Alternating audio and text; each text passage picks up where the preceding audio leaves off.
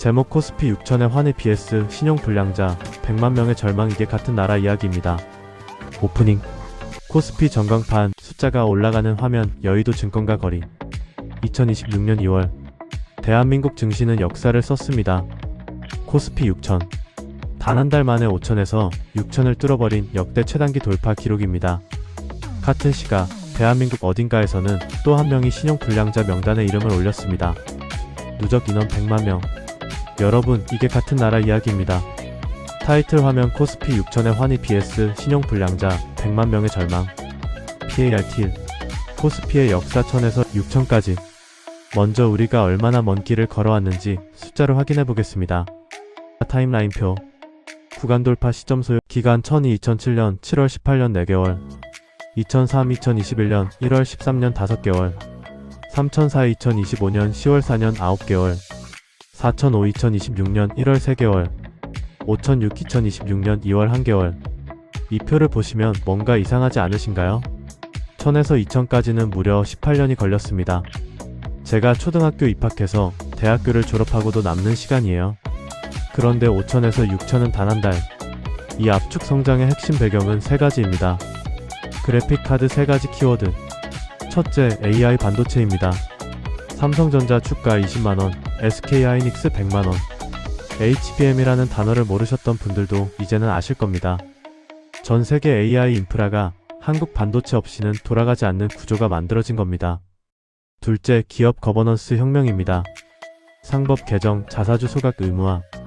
한국 증시를 오랫동안 괴롭혀온 코리아 디스카운트의 핵심, 즉 주주 무시 경영에 제동이 걸리기 시작했습니다. 셋째, 동학개미의 진화입니다. 2021년 코로나 유동성 장세에서 시작된 개인 투자자 참여가 이제는 국내 시장에 대한 구조적 신뢰 회복으로 이어지고 있습니다. PART. 신용불량자 100만 명 전광판 뒤의 그림자. 은행, 대출 창구, 법원, 피톡초 우편물, 소상공인 폐업 현장. 그런데 여기서 저는 여러분에게 다른 숫자를 보여드리고 싶습니다.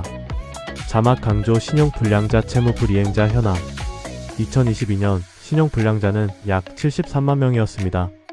그리고 2026년 현재 그 수가 100만 명에 육박하고 있습니다. 고작 3-4년 사이에 무려 27만 명이 늘어난 겁니다. 더 무서운 건 누가 무너지고 있냐는 것입니다. 인포그래픽 연령대별 비중 파이 차트. 전체 신용불량자의 절반 가까운 44만 명이 40대와 50대입니다. 이 세대가 누구입니까? 자녀 교육비, 부모 부양, 주택담보대출을 동시에 짊어진 대한민국 경제의 허리입니다. 이 허리가 지금 부러지고 있습니다. 왜 이렇게 됐을까요? 고물가가 지속되면서 실질 구매력이 무너졌습니다. 고금리가 이어지면서 이자 부담이 폭증했습니다. 코로나 시기에 버텨보려고 빌린 빚이 매출 회복 없이 그대로 짐이 됐습니다. PART3. K자형 양극화. 우리는 왜 다른 세계에 살고 있나? 그래픽 알파벳 K 모양의 경제분기 다이어그램. 경제학자들은 지금 이 상황을 K자형 회복이라고 부릅니다. K를 보세요. 위로 올라가는 선과 아래로 꺾이는 선. 동시에 존재합니다. 화면 분할 상단 K vs 하단 K. 위로 올라가는 3개가 있습니다. 반도체 수출 대기업, 방산기업, AI 관련 종목. 그리고 그 주식을 들고 있던 자산 보유층. 이들에게 2026년은 그야말로 황금기입니다. 코스피 6천의 과실은 이 사람들의 것입니다. 동시에 아래로 꺾이는 3개도 있습니다. 고물가를 버티다 문을 닫은 자영업자, 대기업과 달리 임금 인상이 없는 중소기업 근로자, 자산이 없어서 지수 상승의 혜택을 전혀 누리지 못한 분들.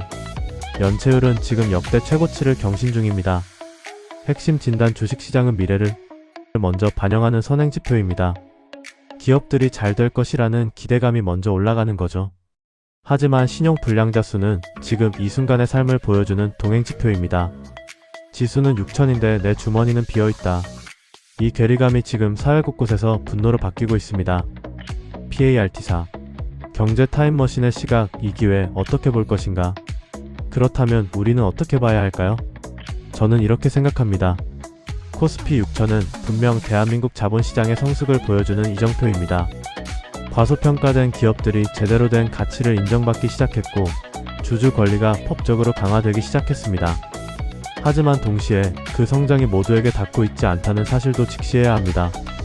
정부의 기업 밸류업 정책이 대기업 주가 부양에서 끝나지 않고 실질적인 가계 소득 증대로 연결되는 낙수 효과를 만들어낼 수 있느냐?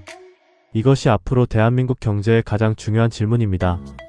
역사를 보면 경제 양극화가 임계점을 넘으면 반드시 조정이 옵니다.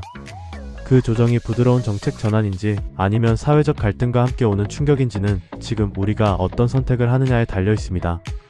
OUTRO 경제 타임머신은 숫자 뒤에 숨겨진 이야기를 찾습니다. 지수 6000이라는 빛나는 숫자 뒤에 100만 명의 절망이 있다는 것, 오늘 여러분과 함께 직시했습니다. 다음 영상에서는 K자형 양극화를 만들어낸 구조적 원인, 그리고 역사 속에서 비슷한 위기를 어떻게 극복했는지 타임머신을 타고 돌아가 보겠습니다. 구독과 알림 설정은 이 채널이 더 깊이 파고들 수 있는 힘이 됩니다. 다음에 만나요.